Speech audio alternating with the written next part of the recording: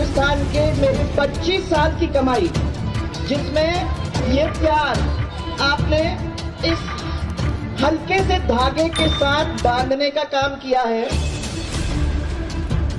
अटूट बंधन और शक्ति की वजह से राजस्थान से कहीं नहीं जाऊंगी।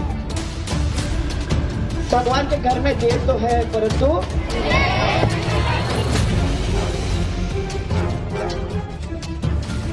क्या ये बीजेपी नेतृत्व को संकेत देने वाला शक्ति प्रदर्शन था, या ये राजस्थान चुनाव से पहले खुद की राजनीतिक जमीन की मजबूती आंकने की कवायद भर थी? महिला शक्ति। राजस्थान में बीजेपी की परिवर्तन यात्राओं के दरमियान 11 दिन तक दिल्ली डेरा डाले रही वसुंधरा राजे जयपुर पहुंची, तो सबसे पहले महिलाओं को अपनी शक्ति मानकर उन्होंने ताकत दिखा दी। जी ने उस सुदर्शन चक्र अपनी उंगली पर उठाया था तो उंगली कटती थी, याद है? तब खून बहने लगा, तो उस खून को रोकने के लिए द्रौपदी ने अपनी साड़ी को चीर करके और उसको बांधने का काम किया कि खून रुक जाए, तो खून रुक गया। उन्होंने उनको वर दिया, उन्होंने ये कहा, मैं वर देता हूँ तुमको कि जब भी तुमको मेरी बहुत ज्यादा जरूरत पड़ेगी तुम मेरी याद करना और मैं तुम्हारे बीच में आ जाऊंगा। जब वो कौरवों से घिर गई थी और जब वो उसके साथ बदसलूकी करने लगे थे, ऐसे समय में उनके बीच में घिर के भगवान आंख बंद करके भगवान की याद उसने की और उसने कहा कि कृष्ण, अब ये है समय, अगर अभी नहीं बचाओगे तो फिर कोई मतलब नहीं रहा। आप लोगों को सिर्फ इतना ही कहना चाहती हूँ आज के दिन कि हम लोग सबको ये ध्यान रखने की जरूरत है। नहीं, याद रखो कि भगवान के घर में देर तो है, परंतु बीजेपी की 4 परिवर्तन यात्राओं के समापन के मद्देनजर 25 सितंबर को प्रधानमंत्री नरेंद्र मोदी राजस्थान में चुनावी रैली करेंगे। इस रैली में ये संकेत मिल सकते हैं कि राजस्थान के चुनाव में 2 बार की पूर्व मुख्यमंत्री वसुंधरा राजे की भूमिका को लेकर बीजेपी का केंद्रीय नेतृत्व क्या सोच रहा है। लेकिन प्रधानमंत्री की रैली से पहले वसुंधरा ने अपने आवास पर राजस्थान के कोने कोने से आई महिलाओं से रक्षा सूत्र बंधवाकर ये जता दिया कि राज्य की राजनीति में ना वो चूकी हैं, ना झुकी हैं। एक बार फिर से वसुंधरा राजे, क्योंकि वसुंधरा राजे ने आज तक जो संभाल रखा था सीएम, आज जो अशोक गहलोत है उसने कभी ऐसे संभाला नहीं। हम चाहते हैं हमारी पीएम और सीएम हमारी वसुंधरा राजे ही हो। वो उनको ही चेहरा होना चाहिए, वो आएंगी तभी जीतेंगे। नारी शक्ति जिंदाबाद। Of course. बहुत अच्छा लगा यहाँ के, बहुत अच्छा लगा। क्या फिर से मुख्यमंत्री देखना चाहती है? देखना चाहते हैं हम इनको। तो पार्टी को क्या कहेंगे, उनको चेहरा बनाए? उन्हीं को बैठाना चाहिए कुर्सी पे। 3 सितंबर को बीजेपी अध्यक्ष जेपी नड्डा के साथ, 4 सितंबर को केंद्रीय गृह मंत्री अमित शाह के साथ और 5 सितंबर को केंद्रीय मंत्री नितिन गडकरी के साथ वसुंधरा राजे ने बीजेपी की अलग अलग परिवर्तन यात्राओं की शुरुआत तो की, लेकिन इसके बाद राजस्थान की अलग अलग विधानसभाओं में गई इन परिवर्तन रैलियों से वो नदारद रही। यहाँ तक कि जब एक परिवर्तन यात्रा उनके गृह जिले झालावाड़ तक पहुंची तो भी वो मौजूद नहीं थी। इसी के चलते जहां एक और वसुंधरा की नाराजगी के कयास लगने शुरू हुए, उधर मानो कांग्रेस को मौका मिल गया कि वो बता सके राजस्थान में बीजेपी आपस में ही बटी हुई है। वसुंधरा जी के लिए ज्यादा क्या बोलूं, वैसे ही उनको उपेक्षित कर रखा है, पार्टी में दरकिनार कर रखा है, उनके साथ अत्याचार अन्याय कर रहे हैं।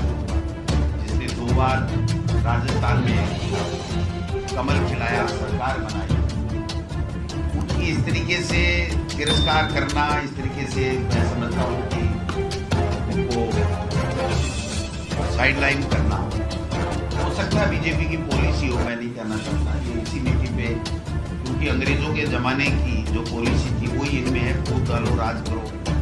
कभी राठौड़ जी को आगे, कभी गजेंद्र जी को, कभी बिरला जी के दौरे, और आजकल तो हमारे महामहिम राष्ट्रपति जी भी खूब दौरे कर रहे हैं। बीजेपी में बिखराव है, बीजेपी एकजुट नहीं है, आप जानते हैं इस बात। लेकिन बीजेपी चाहे कुछ भी कर ले, लेकिन बीजेपी फ्रस्ट्रेशन में, बीजेपी का फ्रस्ट्रेशन एक दिन में खत्म होने वाला नहीं। बीजेपी की परिवर्तन यात्राओं में सिर्फ नाम करने को शामिल हुई वसुंधरा राजे को लेकर कांग्रेस ने इसलिए भी सियासी बयान देने शुरू की क्योंकि बीजेपी के कुछ फैसले ऐसे लग रहे हैं मानो उन्हें राजस्थान बीजेपी की पॉलिटिक्स से दूर छिटकाया जा रहा है।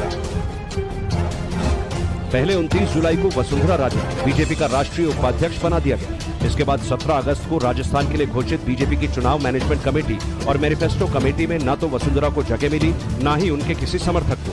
लेकिन ये बात भी सही है कि राजस्थान बीजेपी में वसुंधरा राजे एक ऐसी नेता हैं जिनकी पहुंच राजस्थान के कोने कोने में है। वो एक जननेता हैं जिनकी पकड़ जनता के बीच है। उनका महिला होना भी महिला आरक्षण वाली पॉलिटिक्स के बीच वसुंधरा के पक्ष में जाता है। वसुंधरा ने जयपुर में अपनी धमक दिखाने के लिए मौजूदा राजनीति की इसी नब्ज को पकड़ा और दिल्ली से लौटते ही रक्षा सूत्र बंधन अभियान का कार्यक्रम रखा।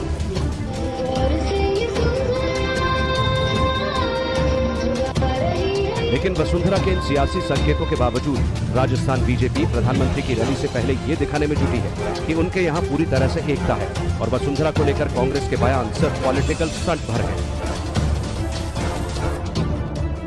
वसुंधरा जी पार्टी के राष्ट्रीय हमारे उपाध्यक्ष हैं, हर कार्यक्रम में सहभागी बनती है, हर कार्यक्रम में भाग लेती हैं। उनको अपना घर देखना चाहिए कि उनके अपने विधायक मंत्री कैसे हालात कर रहे हैं, इनकी सरकार पर सवालिया निशान खड़ा कर रहे हैं। कोई मुंडन करा रहा है, कोई इनकी सरकार पर भ्रष्टाचार के आरोप लगा रहा है, कोई कह रहा है कि सरकार में महिला विधायक सुरक्षित नहीं है, कोई मंत्री कह रहा है कि ये सारे दुष्कर्मी हैं। इनको अपना घर देखना चाहिए, ये डरे हुए हैं सब। वसुंधरा जी राष्ट्रीय उपाध्यक्ष है, हमारी नेता है और नेता रहेगी। वो अपने गिरेबान में झांक के देख लेना। उनके मल्लिकार्जुन तो कहते हैं और उनके राष्ट्रीय महामंत्री आकर कहते हैं कि इस बार भारतीय कांग्रेस पार्टी बिना चेहरे के चुनाव लड़ेगी और गहलोत साहब कहते हैं मेरा चेहरा सबसे सुंदर है। वो अपनी आप बात को देख लेना। क्या राहुल गांधी की बैठकों और बड़ी बैठकों वाला कितनी बैठकों में सचिन पायलट और अशोक गहलोत साहब साथ रहते हैं, वो इस बात को भी देखें। राजस्थान बीजेपी में जिन नेताओं को वसुंधरा राजे का करीबी माना जाता है, उनका भी मीडिया के सामने यही कहना है कि कांग्रेस वसुंधरा को लेकर झूठ फैला रही है। किसने कहा? अरे कांग्रेस वालों को काम ही ये कहना है। कांग्रेस वाले ये नहीं कहेंगे तो वो कैसे गुमराह करेंगे राजस्थान प्रदेश को। वसुंधरा जी राष्ट्रीय उपाध्यक्ष हैं भारतीय जनता पार्टी की। उनके पेट में क्यों दर्द हो रहा है? हमारी पार्टी का ये आंतरिक मामला हम जाने, हमारे नेता जाने, उनको क्यों पेट में दर्द हो रहा है?